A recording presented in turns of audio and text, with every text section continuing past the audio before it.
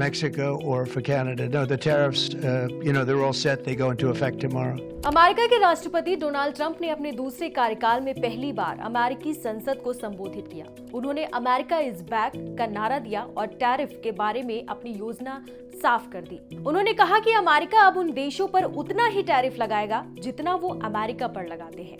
पहले ट्रंप ने 1 अप्रैल से नए टैरिफ लगाने की योजना बनाई थी, लेकिन अब उन्होंने इस तारीख को टाल दिया है। उन्होंने स्पष्ट किया है कि 1 अप्रैल से अमेरिका टैरिफ नहीं लगाएगा।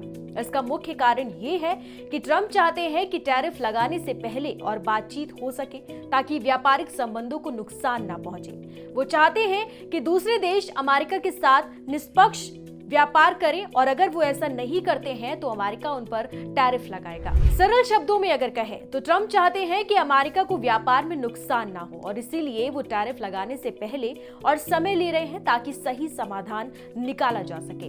डोनाल्ड ट्रंप ने अपने संबोधन में कहा कि 2 अप्रैल से अमेरिका उन देशों पर टैरिफ लगाएगा जो अमेरिका पर टैरिफ लगाते हैं। उन्होंने ये भी बताया कि वो पहले 1 अप्रैल से टैरिफ लगाना चाहते थे, लेकिन उन्होंने ऐसा नहीं किया क्योंकि 1 अप्रैल को फूल डे के रूप में मनाया जाता है।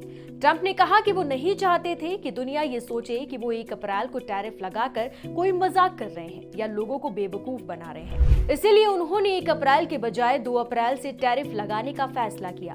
उन्होंने अपने भाषण में भारत, चीन, कनाडा और मैक्सिको जैसे देशों का भी नाम लिया जिनके साथ अमेरिका का व्यापारिक संबंध है। ट्रंप चाहते हैं कि ये देश अमेरिका के साथ निष्पक्ष व्यापार करे, नहीं तो अमेरिका उन पर टैरिफ लगाएगा।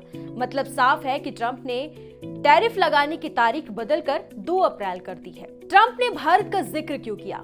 अमेरिकी राष्ट्रपति डोनाल्ड ट्रंप ने हाल ही में एक महत्वपूर्ण घोषणा की है जिसमें उन्होंने भारत, चीन और अन्य देशों पर रेसिप्रोकल टैरिफ यानी प्रतिपक्षी शुल्क लगाने का ऐलान किया है। ये नीति 2 अप्रैल 2025 से लागू होगी।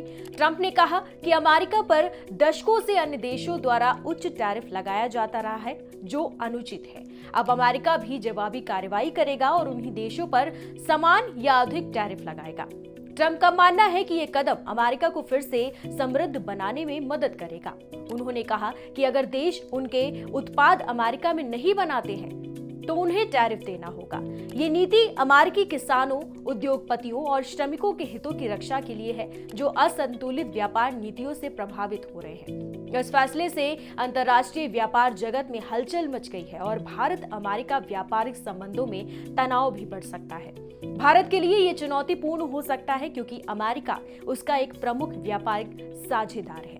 फिलहाल इस वीडियो में इतना ही। बाकी तमाम खबरों को विस्तार से जानने के लिए आप देखते रहिए एनडीटीवी खबर ब्रीफ मेरे साथ सिर्फ एनडीटीवी के यूट्यूब चैनल पर।